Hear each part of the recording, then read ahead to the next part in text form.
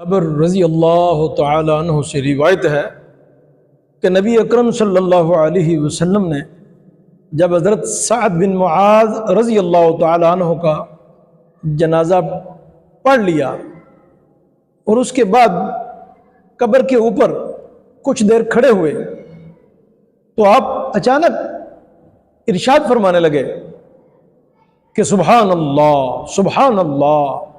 हम भी आप अलैहिस्सलाम की इत्तिबा में सुभान अल्लाह कहने लगे और कुछ वक़्त गुजरा, फिर आपने अल्लाहु अकबर ये जिक्र शुरू किया तो हम भी आप अलैहिस्सलातु वस्सलाम की इत्तिबा के अंदर अल्लाहु अकबर जिक्र करने लगे।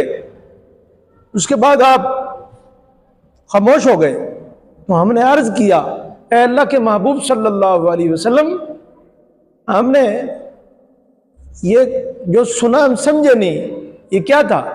तो आप अलैहिस्सलातु वस्सलाम ने इरशाद फरमाया, इसका मफ़हूम ये है कि लोगों, साद बिन मुआज़ की कब्र तंग हो गई थी और वो तंगी जिस वक़्त बड़ी तो मैंने अल्लाह की बारगाह में ये जिक्र पेश किया, दुआ की तो रब्बुल आलमीन ने उनकी कब्र को कुशादा फरमा दिया। तो इसीलिए नबी सल्लल्लाहु अलैहि वसल्लम ने फरमाया, या तो कब्र जन्नत का बाग है या फिर दोज़ख का गड़ा है।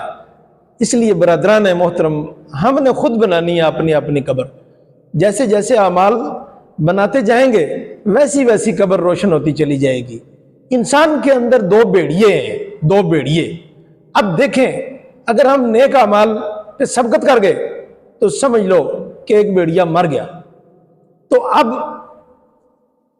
हम खुद ही ना चाहें तो फिर कोई क्या कर सकता है। इसलिए हम नेकियों वाली जो तरतीब है उसके ऊपर आ जाए, बुराइयों वाली जो है ख्वाहिशात नफसानियां हैं उससे अपने आप को बचाएं, उससे परहेज करें कि ये दोज़ख की तरफ लेकर जा रही है, तो इससे बचें ताकि हम जन्नत के रास्ते पर चढ़ सकें। अल्लाह ताला हमें इसके ऊपर सबको आना हम सब के लिए आसान फरमाए।